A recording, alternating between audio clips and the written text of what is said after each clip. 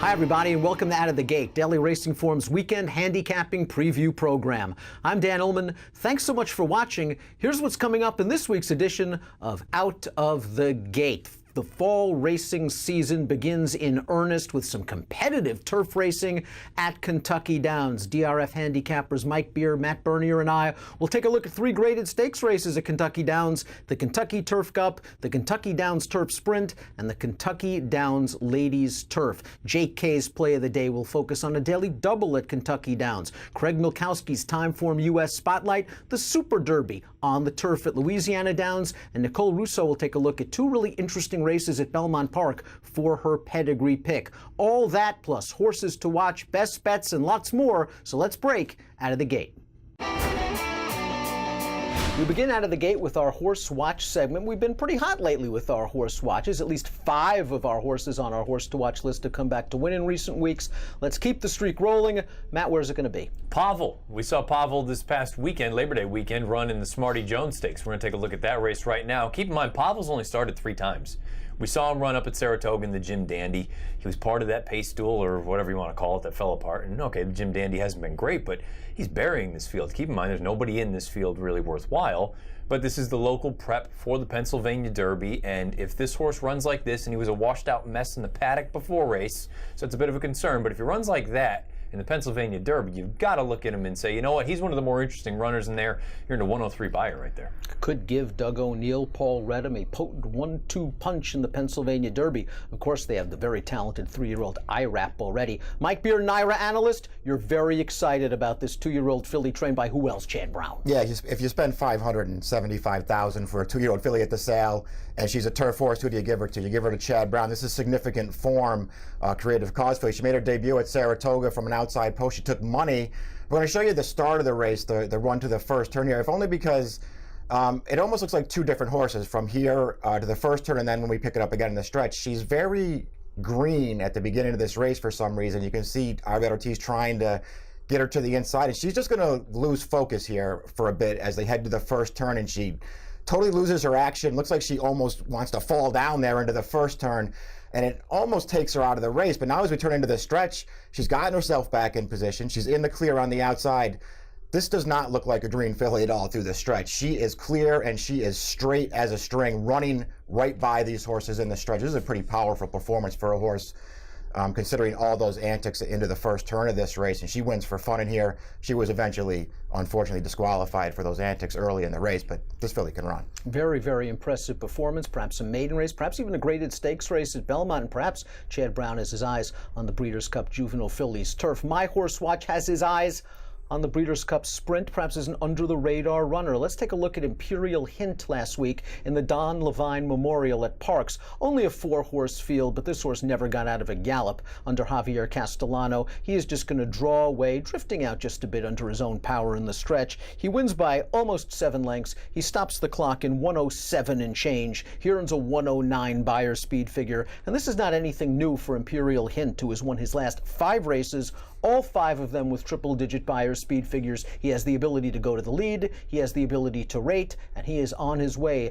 to the Breeders' Cup Sprint, where we'll be taking on, obviously, the toughest competition he's ever faced. But keep an eye on Imperial Hint. He is a red-hot sprinter. Let's get to some handicapping. Let's take a look at the field for the Grade 3 $600,000 Kentucky Turf Cup at Kentucky Downs. It's race number 10, and for expanded stakes previews of all the graded stakes races this weekend, head on over to video.drf.com. This is just a full field, a competitive race to be sure. Trainer Mike Maker has 4 horses in the body of this race. He has won this race the past 2 years, including last year, of course, with the Big Hoss.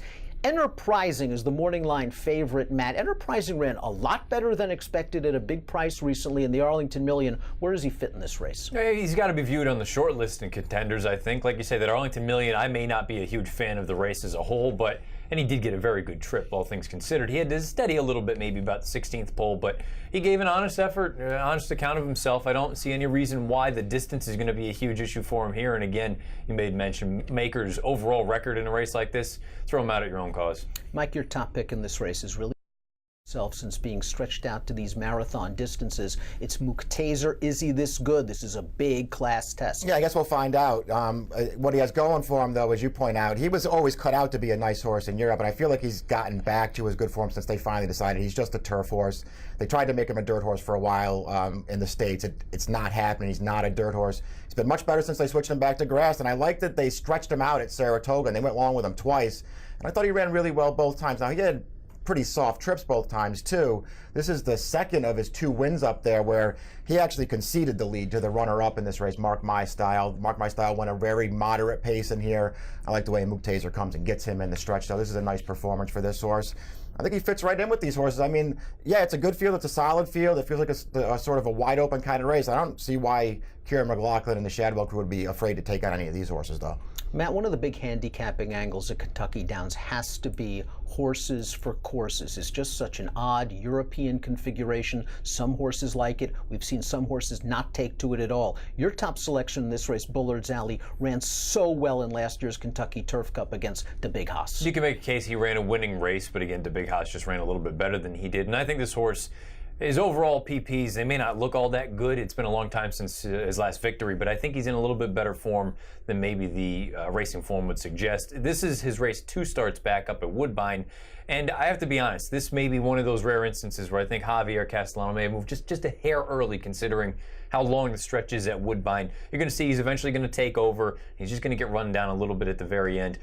This race, okay, that at least makes me believe that he's still in good form. And I liked him in his next start, which happened to be in the American St. Ledger. And we don't have the replay for that, but you can go into Formulator and you can pull it up. Something very bizarre happened with the pace setter that day, who basically just took a right-hand turn the second time down the backside, completely eliminated Bullard's Alley. I think you just draw a line through that. He's in better form, I think, than the page would indicate, and I think he's going to be a big price here. My top pick in here, Taghleeb, finished ahead of Bullard's Alley in the American St. Ledger, but he had nowhere near the amount of trouble that Matt's top selection endured. But when that horse bolted out into Bullard's Alley, it kind of caused an accordion effect, and the closers wanted to get into the race a little bit sooner, I think, than they wanted. And Taghleeb was held up in traffic in between horses with about 3 furlongs to go. When Postulation, who's one of the horses to beat in the Kentucky Turf Cup, got going, Taghleeb was still in behind horses. He may not have beaten Postulation with a clear run, but I think he would have made it a lot closer. We're going to go back earlier this year. Earlier this year, we're going to see Taghleeb at Gulfstream Park. Michael Maker really had him good at this point. He's steamrolling this field on the outside, and he put up a couple of big Beyer speed figures over the winter at Gulfstream. His last 3 races, some might argue, a bit off form. One of those races, however, a 2-mile race that might have been too far for him. 2 starts back, a little bit of traffic trouble at Arlington, and then last time out when he was held up in behind horses. I need him to get into the race a little bit sooner. He's just been way too far back, and I'm hoping that's not an indication that he's starting to lose his form. But on his best day, Taghleeb ranks as one of the best horses in the Kentucky Turf Cup. Nicole Russo is going to move to Belmont for a couple of races in her pedigree pick segment. Let's hit that segment right now. Hey guys, Nicole Russo coming to you for Out of the Gate. The New York racing circuit has moved to Belmont Park for its fall meet, and some fun maiden events to play around with on the first Saturday of that meet. 3 races for 2-year-olds, plus this 6th race for fillies and mares 3-year-olds and up, taking to the inner turf to go 1 mile and a 16th. Several in this field are coming out of the same maiden in late July at Saratoga, including probably the horse to beat down on the inside. That is Wake Island for Chad Brown. She's made 4 starts so far and has never finished worse than 3rd, including last year when she ran 2nd, although a distant 2nd, to Alabama winner Elate in a maiden on the dirt. Turf is definitely the preferred surface for this filly, as you might guess, by international sire Warfront. Her 2nd dam is turf grade 3 winner Wynn McCool. And she showed that good movement on the turf when finishing 2nd in a turf maiden at Saratoga off an 8-month break. Should be well primed in her 2nd outing off that layoff. Now in that same race, Fashion Week was 4th, less than 2 lengths behind Wake Island.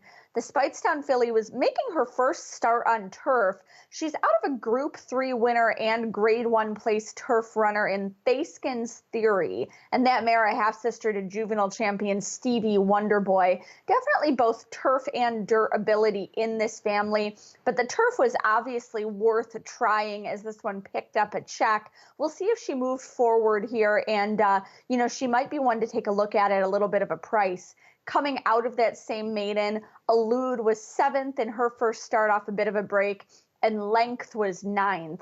Now, another one in this field, German-bred Windjammer, making her first start in the U.S. for Mark Casse, and she's getting a class drop as she tries to break her maiden in her 6th career start.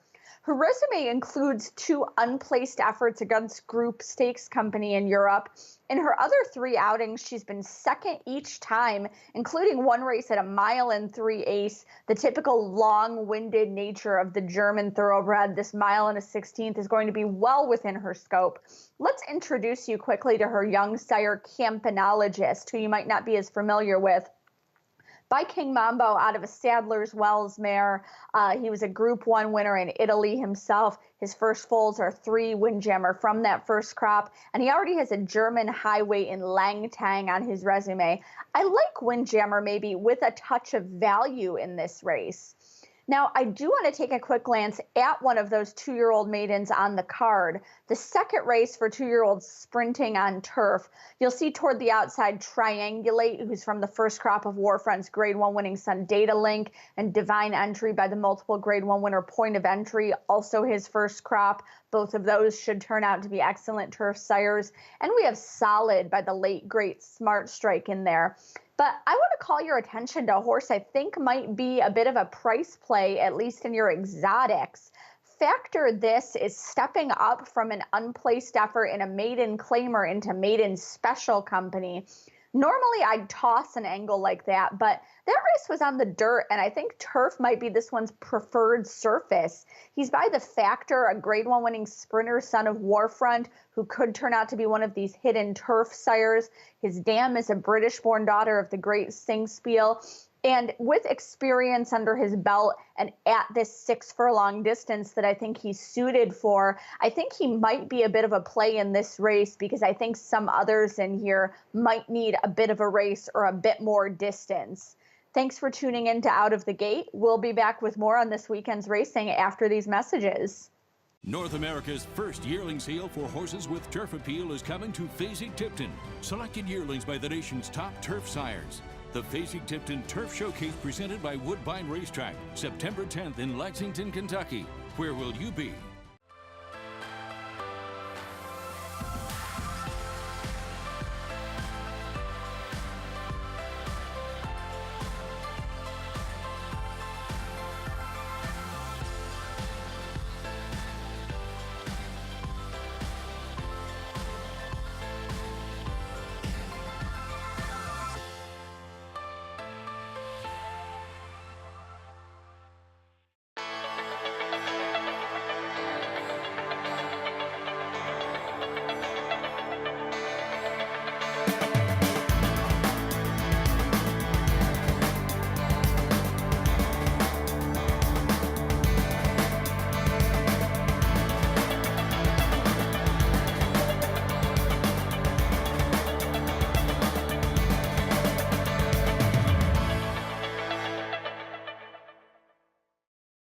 You asked, we listened.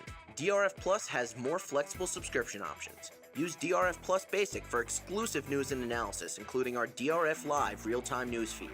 Or go deeper with DRF Pro and unlock buyers, closer looks, picks, and reports, including the DRF Daily Game Plan. DRF TV viewers get 50% off the plan of your choice. Use code DRFTV50 at checkout. Learn more about the DRF Plus subscription plans at drf.com/plus. Welcome back to Out of the Gate. Let's take a look at the field for the Grade 3 $400,000 Kentucky Downs Turf Sprint. It's carded as race number 9. And remember, for expanded stakes previews of all the graded races this weekend, head on over to video.drf.com.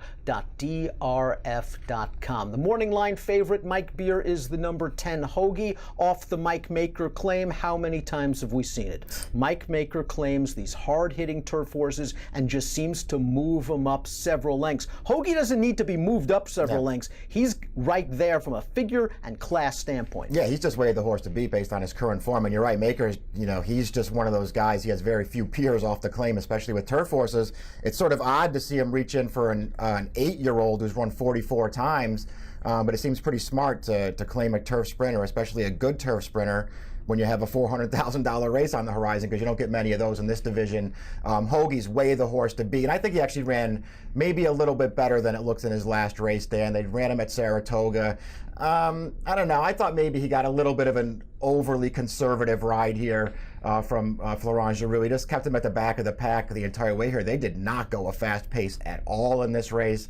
I think he just left him a little bit too much to do, but Hoagie does what he always does. He tries to run this horse down in front of him. He came from last in this race, but he's got a lot more tactical speed than that. We'll talk about the pace situation of the Kentucky Turf Sprint a little bit later on. He can be closer than what he's shown in his most recent start. Matt, I think you got the dirtied up horse in this race, a horse that's been campaigning on dirt and has been running pretty well on that surface recently, but he's better on turf or synthetic, right? Yeah, Wyeth is much better on turf, I think, than either one of the surfaces, but it's not as though he can't run on synthetic. The one thing is, like you said, he's been running on dirt recently. He hasn't been embarrassed, but I don't think he's really a dirt horse at all. We're going to take a look at his most recent synthetic start. This was the Hanshin Cup at Arlington, and keep in mind, it was a bit of a merry-go-round. There wasn't a lot of passing that went on. I'm of the opinion, though, that this horse, I've never been a big fan of his. He's still Wyeth at the end of the day. But I wonder if he's a one-turn horse as opposed to 2 turns even on turf. His one-turn races are far superior to anything that he's ever done going 2 turns, particularly when you get him on the turf.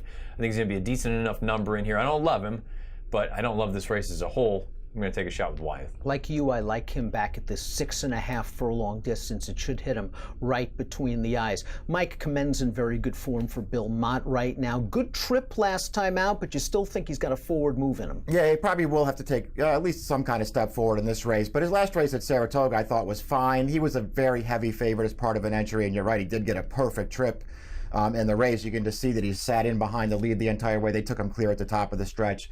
Commend will do the rest here. He's better than these horses, and he proves it in the last furlong, but I still like this performance for him, and I like that this was at 5.5, Dan. I think this is a horse who I think might even be better at 6, and so maybe the 6.5 will be fine for him over this Kentucky Downs course. And what I like most about Commend is in all of his turf sprints, he finishes in his races, and I feel like this is the kind of race, there's the pace is a little bit tricky to figure out how it's going to play out in here, but there might be some cheaper horses up on the lead here. If this race starts to fall apart at the end, I think Commend will be running late in this race, and this race just might set up perfectly for him. How dare you call my horse cheap? Let's take a look at the TimeformUS pace projector. I'm hoping our good friends at TimeformUS are right when they have the number 4 Tell All You Know on the lead, and with that blue bar favoring horses on or near the early lead. I understand what Mike's saying about Tell All You Know. His most recent race for a $40,000 tag at Indiana Grand, it was his first win in over 3 years. He is a little bit cheap, but he did look good in that race, beating a next out winner, and he could be loose. 6.5 furlongs is a little bit of a question mark, but this horse seems to be getting back to his good form. He's going to be in front, I believe, when they turn into the stretch, and best of all, he's going to be a big price. I'll take a price stab with the number 4, Tell All You Know, in the Kentucky Downs Sprint. Let's move to some filly and mare action for the Kentucky Downs Ladies Turf.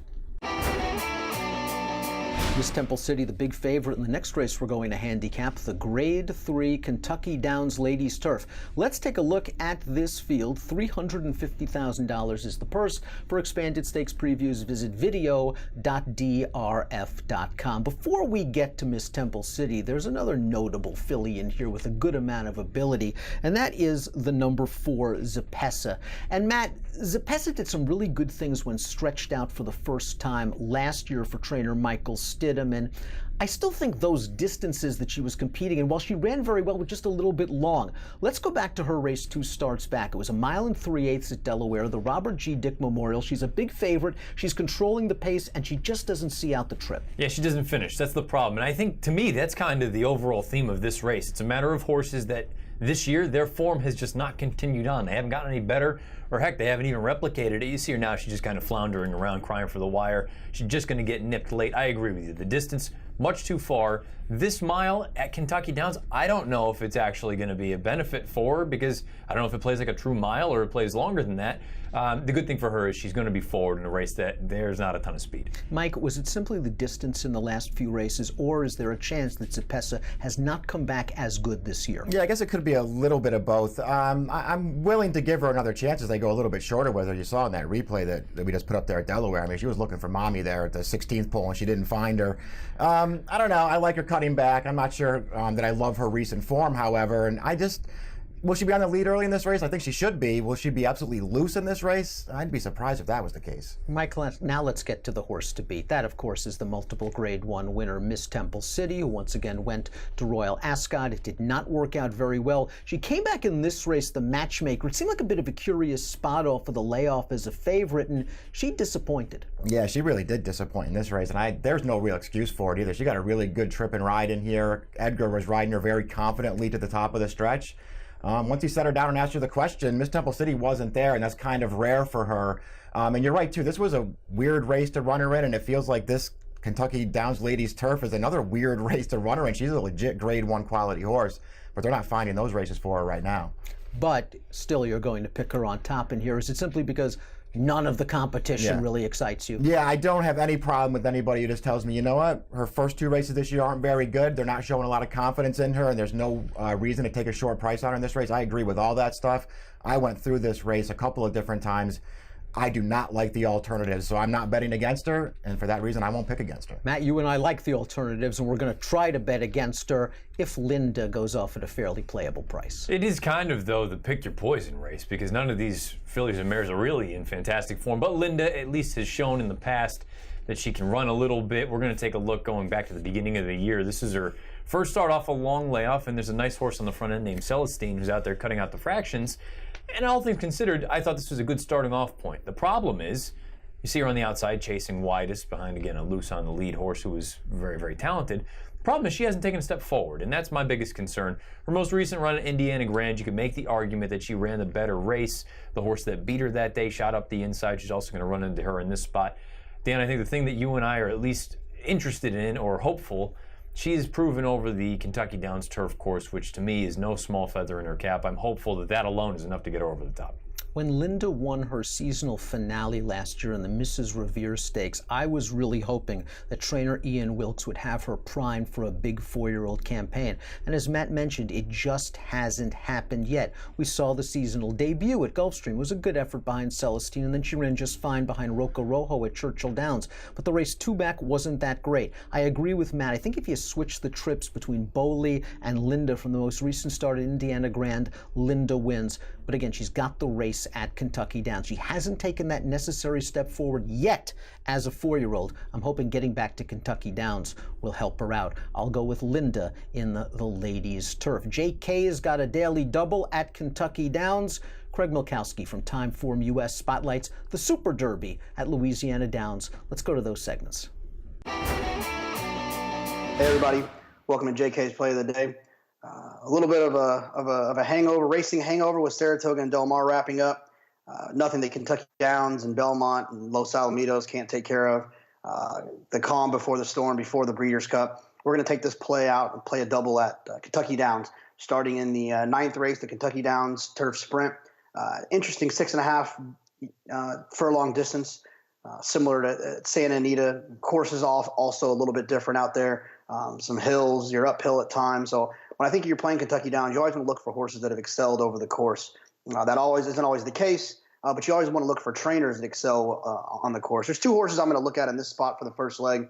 The 5, Bondurant. It's a horse that I've been chasing going 2 turns all the way back since Tampa Bay Downs this spring, excuse me. Look for that horse to do well cutting back. They kind of finish a little bit of an uphill. I think that that could fit this horse's style, and I think he should run well in this spot.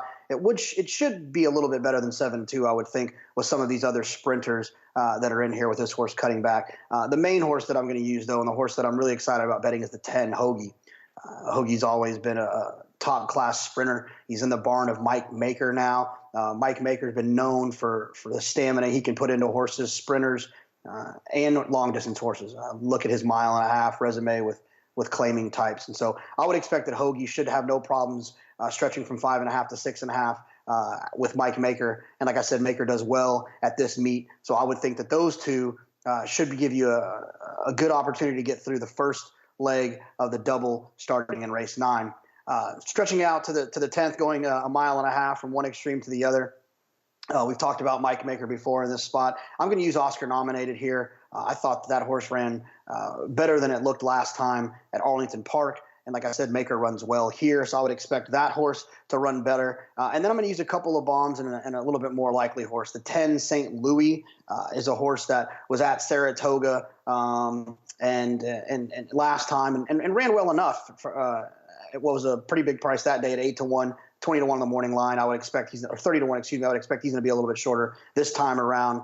Taghleeb was kind of going the wrong direction for Mike Maker. It seems like that horse kind of found his groove again last time with the second place finish and the St. Ledger. I would expect him to continue moving forward with Mike Maker, who like I mentioned earlier, excels at Kentucky Downs. And then I'm going to use the 12 a little bit, Nessie. I thought that Nessie's last race was actually better than it looked.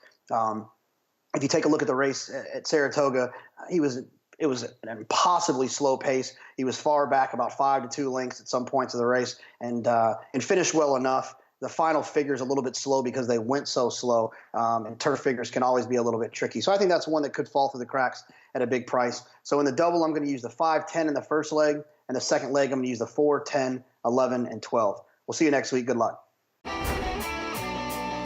Hi, this is Craig Mulkowski, Chief Speed Figure Analyst for TimeformUS for this week's edition of Out of the Gate. Today I'm going to talk about the Super Derby at Louisiana Downs. The race is going a little bit of an overhaul. It's moving to the turf this year. It's at a mile and a 16th, $200,000 for 3-year-olds as it has always been. But drew an interesting and a little bit of a perplexing field. The TimeformUS pace projector is a little confused, and the power picks as well, as I'm going to disagree with that one in a little bit, as you'll see. We're going to look at the field in order they're shown in the pace projector, and the first horse is number 3, Flying Honey Pot. This is a horse who hasn't tried turf yet. He's tried to stretch out a little bit last time, but both of his 2 wins have come at the sprint distance on the dirt. Quick check of the breeding ratings in TimeformUS shows that this is a horse whose best rating is actually for dirt sprints.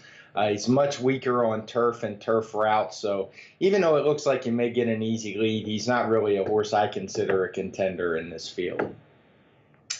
Next up is the Fat Man, who arguably is maybe the most accomplished horse in the field. He's won a stakes race at Monmouth Park in the past. He's run some really big numbers on the turf. He had a 116 when getting beat pretty easily in the West Virginia Derby last time. But he's also won with a 118 when he won that Long Brand Stakes at Monmouth. He won with a 115 at Belmont. The question with him is turf. He's run on the turf a few times, as you can see back in his PPs, and I'm a little iffy on him because you can see that both of his turf ratings are lower than what he ran on the dirt both before and after. So while I think he is a horse who could win this just based on overability, I'll probably look elsewhere. Gorgeous Kitten is the next horse shown, the number 2, and he's been running in a little bit of better races. He ran in the Grade 1 Secretariat at Arlington Park when he finished 5th behind division leader Oscar Performance. He ran a good second behind Sonic Boom in the Grade 3 American Derby, and he's been real consistent on the speed figures. He always runs about the same. He's getting a little better each time. But you can see where he finishes is kind of based on class. From that first slide we showed, today's race ratings of 107. So he fits nicely in here, and I expect him to run well. The horse I'm going to like the most and think is the most likely winner is number 4, Mr. Misunderstood. He's a horse who's been perfect on turf. He's run 4 times on it. He's won easily every time. And the big thing, even in his off-the-turf race, he won by 9 lengths. That's his only other win. I think he's a horse who although 110 is his top, he did that back early as a 3-year-old, and he matched it when he returned later this year in August in kind of a prep for this race. He ran a 110 again, and I think he's got more in the tank and is clearly the horse to beat here. Number 1, Fast Talking Man, was the next horse in the pace projector. And he's solid. He's just a little bit slower than some of the others here. He finished behind Mr. Misunderstood with a 106 when he ran second in that Prelude Stakes. He did win an allowance race at Lone Star Park with a 102. But he's just not, I think he's just a cut below these. The horse that I think makes this maybe an interesting betting contest and offers some value if you go against him is number 5, Sonneteer. He's a name that's familiar to a lot of horse players because he ran in the Kentucky Derby. He ran a good second in the Grade 2 Rebel Stakes back at Oaklawn behind Malagasy. He didn't run very well in the Derby and actually was still a maiden up until that point. 2 races later, he finally moved to turf and did break his maiden. But I think he had an ideal setup that day. He had a fast pace, as you can see on the underline. The fractions are in red. That's what that indicates in TimeformUS. And even then, he only got a 99 TimeformUS speed figure. So I'm going to be against him. I'm going to look at Mr. Misunderstood. I hope he offers some value in the win pool. And I'm going to box him with Gorgeous Kitten. That's it for this week's edition of Out of the Gate. Now back to Dan in the studio. Time for our best bet segment. Matt, you're going with the horse named The X. Why? I like that. That's good. The X is going to be running his second lifetime start in the Arlington, Washington Futurity at Arlington Park Saturday afternoon. One of my other sons is in there, Barry Lee. We saw him. He got his Tootsies cooked a couple weeks ago up at Saratoga. But the reason I like the X, there's a lot of pace, it looks like, in this race, and they're going 7/8 of a mile over the synthetic surface. So the distance is going to be a little bit of a question mark for him because he debuted at Ellis Park going 5.5 furlongs. Keep an eye on the number 1 post as we get ready to roll the tape because you're going to see the Lepenta Silks. Breaks just a little bit slow. Not to be unexpected from a 2-year-old breaking from the inside, but now really is the important part. You're going to see him right now. He tips out, and look, I understand the Red Sea parted. But once he gets into the clear, this horse really, really finishes.